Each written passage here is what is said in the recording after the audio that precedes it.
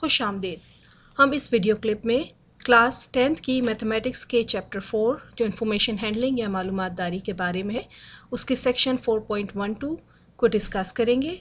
इस सेक्शन में ये डिस्कस किया गया है कि ग्राफ क्या होता है और ग्राफ बनाने के फ़ायदे क्या होते हैं, उसके नुकसानात क्या हैं और ग्राफ हम कैसे बनाते हैं, ग्राफ की तश्कील कैसे की जाती है। ग्राफ जो है वो आपके डेटा को एक तस्वीरी शक्ल में पेश करता है। इसकी सादा सी डेफिनेशन अगर हम सादा अल्फाज में डिफ़ाइन करें तो ये है कि जो आपने डेटा कलेक्ट किया है, जो मवाद कलेक्ट किया है, उसको अगर आप तस्वीरी शक्ल में पेश करें तो उस तस्वीरी शक्ल को ग्राफ कहा जाता है। ग्राफ का काम ये है कि वो आपके डेटा को आसान, वाज़ेह और मौसर तरीक़े से पेश करें। जैसे कि हम इस तस्वीर में, इस ग्राफ में देखते हैं कि यहाँ इस ग्राफ हमने जो डेटा कलेक्ट किया वो एक शख्स के वज़न का डेटा था। हमने एक आदमी है उसका वज़न किया हर महीने के, जनवरी में वज़न किया था, फरवरी में, मार्च, अप्रैल में। अब अगर उसका हमने ग्राफ बनाया, हमने महीनों को, ये जो एक्सिस है उसको एक्स एक्सिस कहते हैं, उस पर प्लॉट किया और ये जो एक्सिस है वो वाई एक्सिस है, हमने वज़न को इस एक्सिस के ऊपर प्लॉट किया। और सिर्फ हमने इस जो हमने डेटा कलेक्ट किया था वज़न के बारे में, जो हर महीने उस शख्स का वज़न है उसको हमने बनाया, उसको प्लॉट किया। और अब इवन अगर हम वैल्यूज़ ना भी पढ़ें कि उस आदमी का वज़न जनवरी में कितना था, फरवरी में कितना था, मार्च में कितना था, हम सिर्फ इस हरी लाइन को देख के ये बता सकते हैं कि जिस शख्स का वज़न हमने कलेक्ट किया था, जो मवाद हमने कलेक्ट किया था, जो जमा किया था, वो ये बताता है कि इस शख्स का वज़न हर महीने बढ़ता गया है।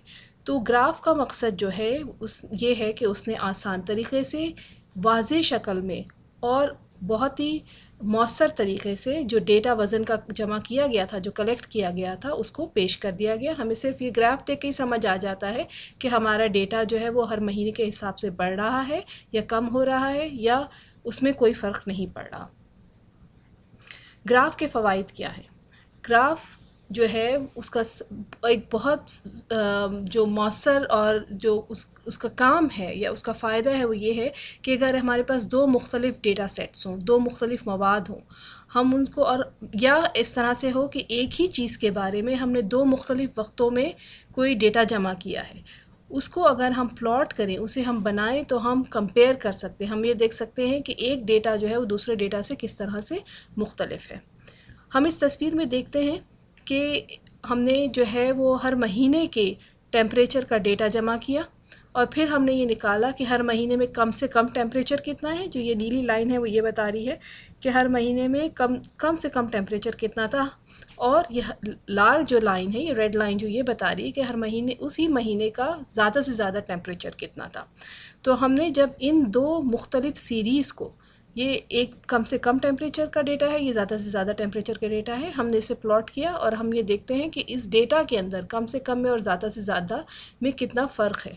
तो हमें ये बताते हैं कि जुलाई के महीने में सबसे ज़्यादा फ़र्क हमें नज़र आ रहा है टेम्परेचर के बीच में।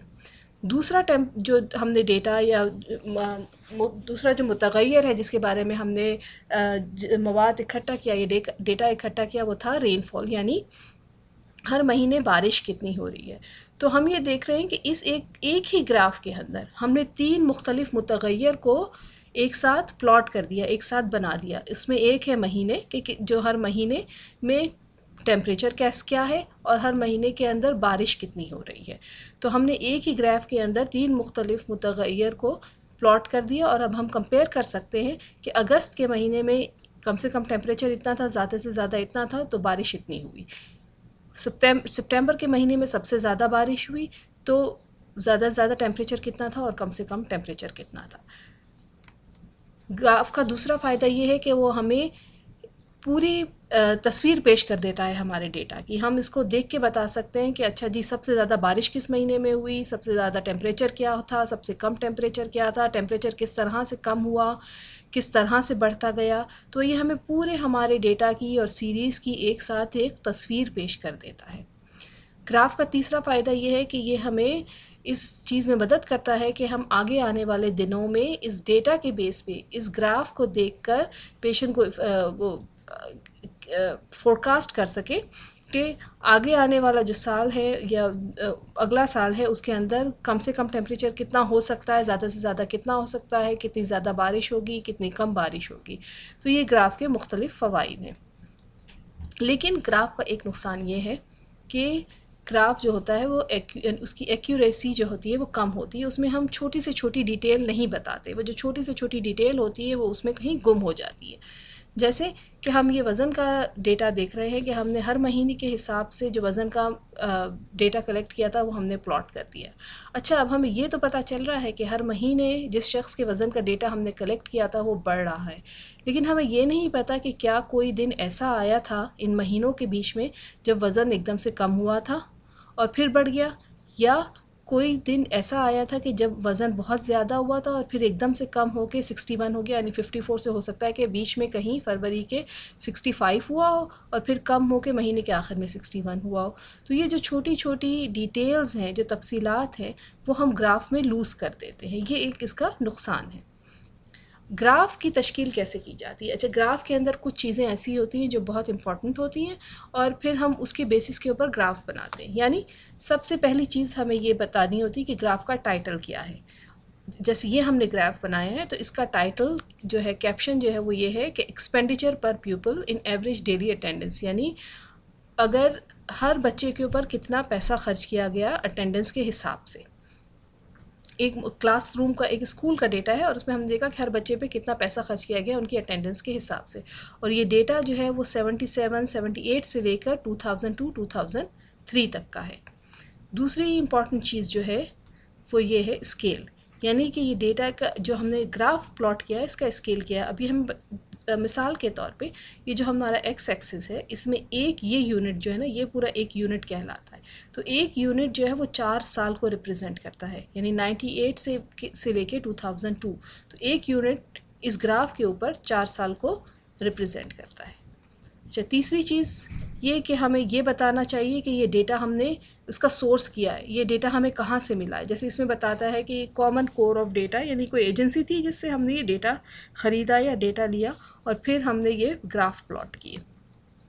चौथी इम्पॉर्टेंट चीज़ कि हमें की बतानी होती है, यानी हमें ये समझ में देख कर नहीं आएगा कि भाई ये नीली लाइन क्या बता रही है और पीली लाइन क्या बता रही है। तो हम एक की बताते हैं और ये कहते हैं कि टोटल एक्सपेंडिचर, जो नीली लाइन है वो total expenditure in unadjusted dollars, यानी हमने डॉलर को अभी एडजस्ट नहीं किया किसी एक वैल्यू के हिसाब से और हमने डेटा जो था वो प्लॉट कर दिया, ये हमें नीली वाली लाइन बताती है।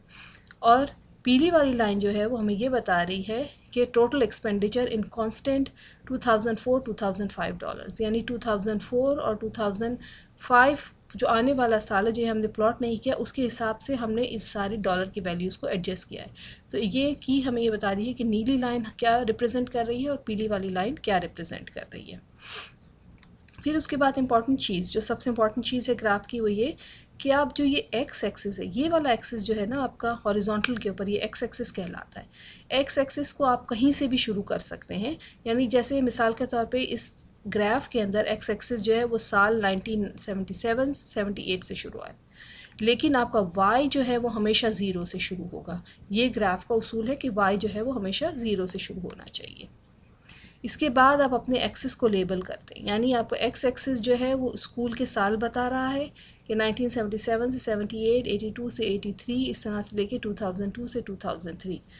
और आपका वाई एक्सिस जो है वो एक्सपेंडिचर पर स्टूडेंट, यानी एक स्टूडेंट के ऊपर कितना पैसा खर्च किया गया वो ये बता रहा है। तो आपकी जो कुछ इंपॉर्टेंट चीज़ें हैं ग्राफ बनाने की वो ये है कि आप उसका टाइटल दें, आप उसका सोर्स बताएं कि आपको डेटा कहाँ से मिला, आप ये बताएं कि स्केल क्या है डेटा का, आपका एक यूनिट जो ग्राफ का है वो डेटा के कितने यूनिट्स के बराबर है। आपके ग्राफ में की होनी चाहिए जो आपको वाज़ेह तौर पे दूसरे देखने वाले को बता सके कि आपकी कौन सी लाइन किस डेटा को रिप्रेजेंट कर रही है। आपको एक्स एक्सिस जो है वो किसी भी वैल्यू से शुरू हो सकता है ग्राफ में, लेकिन वाई एक्सिस जो है वो हमेशा ज़ीरो से शुरू होता है। इसके बाद आप अपने एक्स एक्सिस को लेबल करें और अपने वाई एक्सिस को लेबल करें। तो हमने इस वीडियो क्लिप में ये ग्राफ समझा कि ग्राफ क्या होता है। ग्राफ जो है वो visual presentation of the data, यानी तस्वीरी शक्ल में आप अपने डेटा को पेश करते हैं। ग्राफ का फ़ायदा ये है कि आपके पास अगर एक ही चीज़ के बारे में दो मुख्तलिफ सोर्सेज से डेटा कलेक्ट किया गया या दो डिफरेंट मुख्तलिफ सीरीज़ हैं डेटा की, 2 मुख्तलिफ डेटा है, तो आप उन 2 या 3 या 4 आप उनको आपस में कंपेयर कर सकते हैं कि ये अगर डेटा फॉर एग्ज़ाम्पल इस महीने कलेक्ट किया गया तो ये है, उससे अगले महीने कलेक्ट किया गया तो डेटा क्या है टेम्परेचर का, तीसरे महीने कलेक्ट किया गया तो टेम्परेचर का डेटा क्या है। तो आप इस तरह से मुख्तलिफ सीरीज़ को भी कंपेयर कर सकते हैं। जब आप ग्राफ बनाते हैं तो उसकी कुछ चीज़ें जो ज़रूरी हैं वो है टाइटल, स्केल क्या होना चाहिए, की क्या है, कौन सी लाइन क्या बता रही है, डेटा आपको कहाँ से मिला है, लेबल करें एक्सिस को प्रॉपरली, यानी एक्स एक्सिस को बताएं कि क्या रिप्रेजेंट कर रहा है, वाई एक्सिस को बताएं कि वो क्या रिप्रेजेंट कर रहा है, और वाई एक्सिस जो है वो हमेशा 0 से शुरू होना चाहिए।